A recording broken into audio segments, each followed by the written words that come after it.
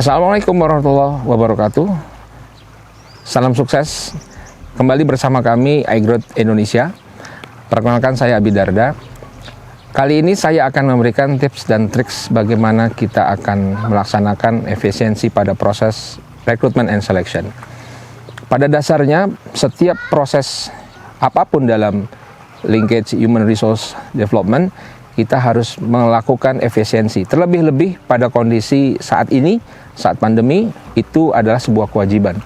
Untuk itu, pada proses recruitment and selection, sering kita mengalami hal-hal yang rutin atau hal-hal yang memang terbiasa kita lakukan. Contoh misalnya kita harus melakukan recruitment and selection pada bidang jabatan, pada posisi jabatan supporting misalnya. Pada bidang supporting misalnya kita harus melakukan rekrutmen, contoh misalnya staff admin accounting, staff admin finance, dan lain sebagainya.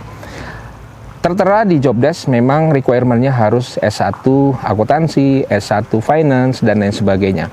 Pertanyaannya, apakah tidak bisa dilakukan pekerjaan-pekerjaan itu oleh posisi lulusan D3 atau bahkan posisi lulusan SMK?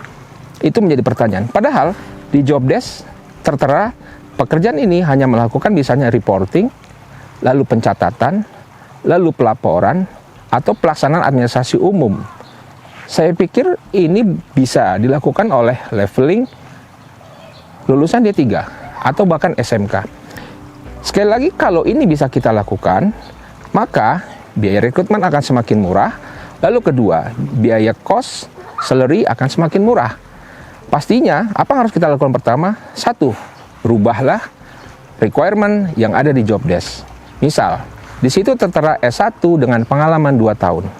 Kita tambahkan dengan job evaluation, konteks ke arah review job desk. Tambahkan di situ misalnya lulusan D3 dengan pengalaman lebih banyak, misalnya 3 tahun atau 4 tahun. Dan bahkan, atau masukkan juga SMK dengan pengalaman misalnya 4-5 tahun.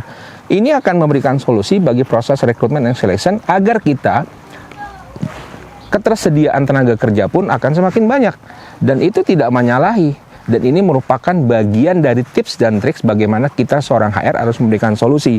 Untuk itu, sekali lagi kami iGrowth Indonesia, sesuai misi kami dan visi kami adalah value and solution. Inilah bagian dari apa yang harus kita sampaikan agar kita memberikan solusi, dan ini harus kita lakukan dengan cermat. Terima kasih. Wassalamualaikum warahmatullahi wabarakatuh. Salam sukses.